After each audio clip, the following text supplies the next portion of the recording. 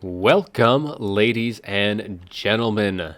There is a reason dragons are no longer found in the jungles of Lustria, and the Dread Saurian is to blame.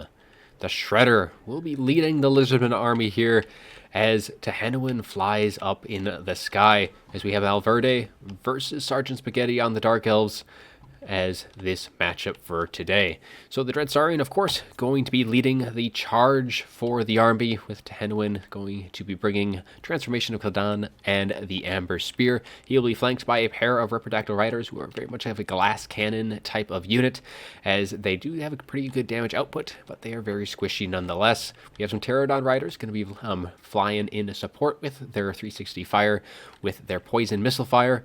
And we do have Chameleon Skinks. 4 of those going to be supported by 1 more Skink Skirmisher. Lots of poison for this Dark Elf, or for this Lizardman army.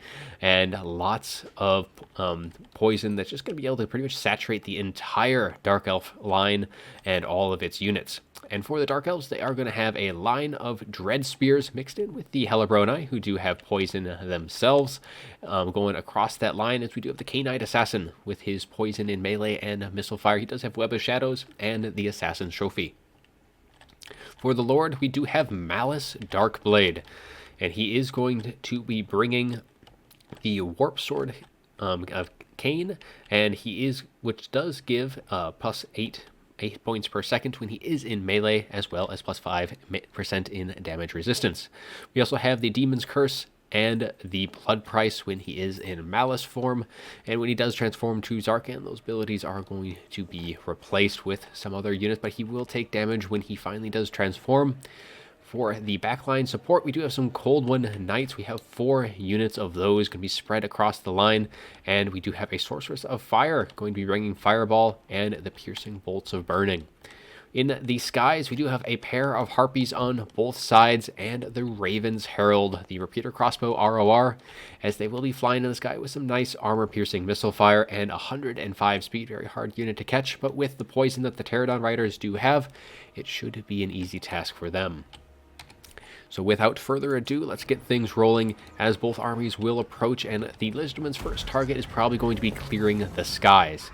The Lizardmen have more than enough units to kind of clear out the Harpies and the Raven's Herald, keeping that Shredder of Lustria nice and safe from both of those armor-piercing missile fire, and then they should turn their attention to the Lords. But all in the meantime, these Chameleon Skinks and the Shredder is just pretty much going to be firing away, as the Shredder himself does have 786 missile strength, and they do poison as well, so he'll be poisoning pretty much everything around him. So he can just kind of sit back, and he doesn't even have to engage while he is doing a lot of damage. Now, the Harpies already getting taken out very quickly by the Reprodactyl Riders, but the Reprodactyl Riders haven't come out completely unscathed.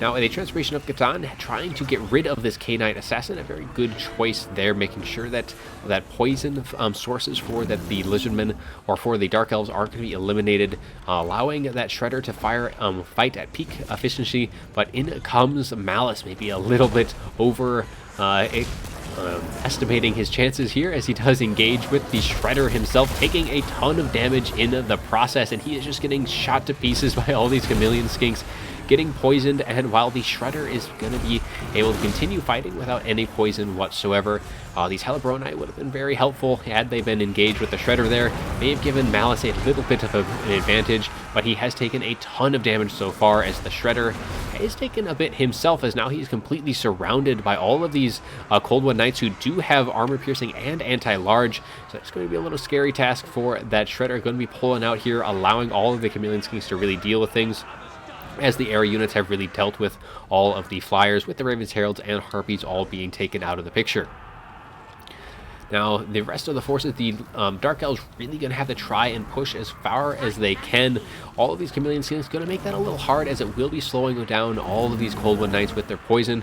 And the Cold One Knights, really, they want to be on top of that Shredder, get that surround enough, use their damage to really bring it down as quickly as they can. While these Reprodactyl Riders going to be preventing their escape, as an Amber Spear does go down into the middle of all these units. trying to pluck away as much as they can. And the piercing bolts of burning going to be going down into the middle of things, but this might get a little bit more friendly fire than the Dark Elves would want, as the Ripperactor Riders actually do kind of route their way out of that little bombardment, and the Cold One Knights do take a decent amount of damage in return. That Shredder is just doing a ton of work, continually firing with all of its missiles and doing a ton of damage in melee itself, routing off one of the Cold One Knights, and the other one is going to be terrified away. And even that K-Knight Assassin going to be going down to Tehenowin on the top of his Ripperactor Rider. So away goes most of the poison sources for the Dark Elves. They still do have the Hellbroni in here, but they are getting fairly low on leadership.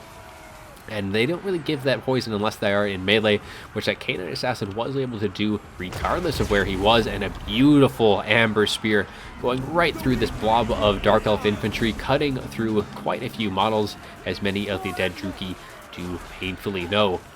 Some of these King Skirmishers going to be kind of sacrificed here, as they do hold off the tide of Dark Elves, and the Dark Elves do have their murderous powers is going to be popped. However, it's going to be really wasted because all of the forces for the Lizardmen can pretty much just wait out that ability and just allow it to just kind of be fall on essentially deaf ears, as there's nothing here for them to really engage, as the Shredder does finish off one unit here, as now the rest of the Cold One Knights going to be charging on in.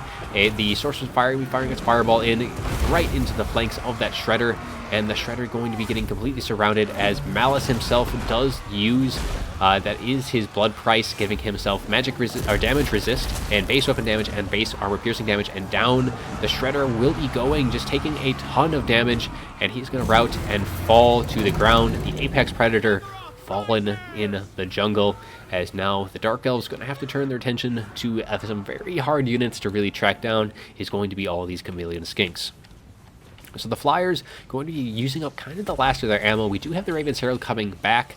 However, I mean, even with how low they are, they only have 6 models left. Not going to really have the damage output that they need. Had they had more models left and just taken damage, that firepower could have actually been something. But with only 6, even enough focus fire just not going to be able to bring down the units that it needs to. And the Chameleon Skink's going to have a lot of missile resist on top of that anyways. And so they're pretty much going to have to try and do as much damage as they can in the air, but the Pterodons, all they have to do is to kind of turn their attention to them, engage in melee, and those Raven's Herald will have nowhere to go. Fireball is going to be arcing its way right into this blob of Flyers, going to be making a connection. Only one Pterodon, though, will be falling, and the Raven's Heralds do rout and will most likely shatter very soon, or their chances of returning slimmer by the second. An Amber Spear, though, looking to snipe out Malice Darkblade. Then here comes the cast, and it looks like instead that Pterodon Rider takes the shot for Malice. A little bit of double agent here, as that or secret agent, as that Pterodon takes the shot, and Malice does survive. He does have his Zarkan transformation, which will restore him to full health, though he does need to kind of wait to use that, and he doesn't really have the time to do that, because he's pretty much another cast from that Amber Spear is going to finish him off. And because the Dark Elves, they want to wait until the ammunition of these Skinks and Chameleon Skinks have been spent. They're going to be firing into these Dread Spears, who do have silver shields, so they will have decent missile resist with that shield. So these Chameleon Skinks won't be doing as much damage, though they do have all that poison, which will slow them down. So really, the Dark Elves have no good chance to really chase those Chameleon Skinks, because they'll just be slowed down and dragged through the ground, and they need to keep those Cold One Knights as healthy as they can. And as soon as that ammunition is spent, Zarkan will, or Malice will have to transform into Zarkan there to get his health back and give him some nice little abilities to help deal with all of these very pesky Chameleon Skinks, who do have poison in melee as well. But time is going to be running out. It is only a matter of time before Tehenowin does kind of dive down, and even that might not be the worst idea right now, because Tehenowin, only like 1 shot or 2 shots will kill Malice at this point. Though the Pterodon Riders will be diving into the backs of these Cold One Knights, who are wavering right now, and that might just be enough to break them, as they do get a decent little rear charge in. However, Malice is going to be wavering and routing right here without ever using his Zarkan ability, and with how low he is on health, it is very unlikely that he is going to be returning. Only 247. as this balance power is pretty much solely in the hands of that Sorceress of Fire, and the shots that, or the magic that she has, is just not going to be able to deal with all these units. You'd have to pretty much have all the Chameleon Skinks in a tight little ball and use that piercing bolts of burning to really try and finish them off, because other than that, there's just no chance, I think, for the Dark Elves at this point. There's just too many units to deal with. These Chameleon Skinks will just grind that Sorceress into the ground, and without Malice coming back, as the Tehenuan's going to be chasing him down. He does shatter now, so Malice will not be coming back to the fight, and that is going to be it, as army losses do take it. Now, taking a look at the after-battle report, unfortunately, we did not get to see Zarkan. Malice, unfortunately, routing before we could do that.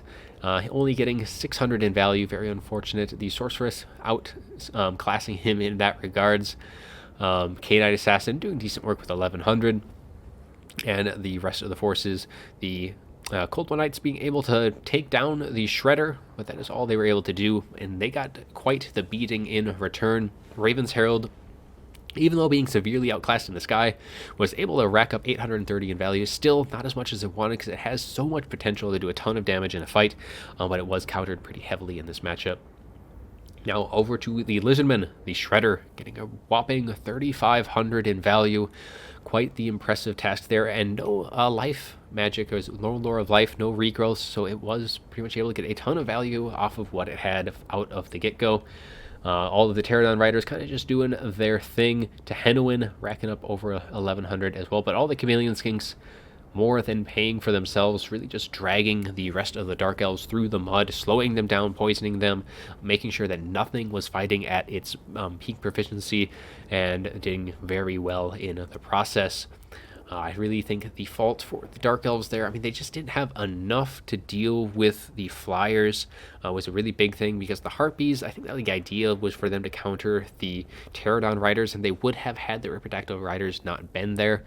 Maybe having some Dark Shards would have been quite helpful there, or maybe just some regular repeater crossbows, because that missile, the armor-piercing missile fire is really what makes the Dark Elves pretty decent in this matchup. However, with all those Chameleon Skinks, even that would not have really been super helpful, because their fast movers is like Dark Riders and those Cold One Knights, and they really just not going to be able to do a lot of effective work against the Chameleons, especially when there's a Shredder lying in wait to really punish that Cav engagements. But otherwise, it was a very fun match. Always a pleasure seeing the Shredder of Lustria on the field. Always a fun sight to behold there. But that is all I'm going to have for you today. I do hope you enjoyed the video, and as always, have a good one.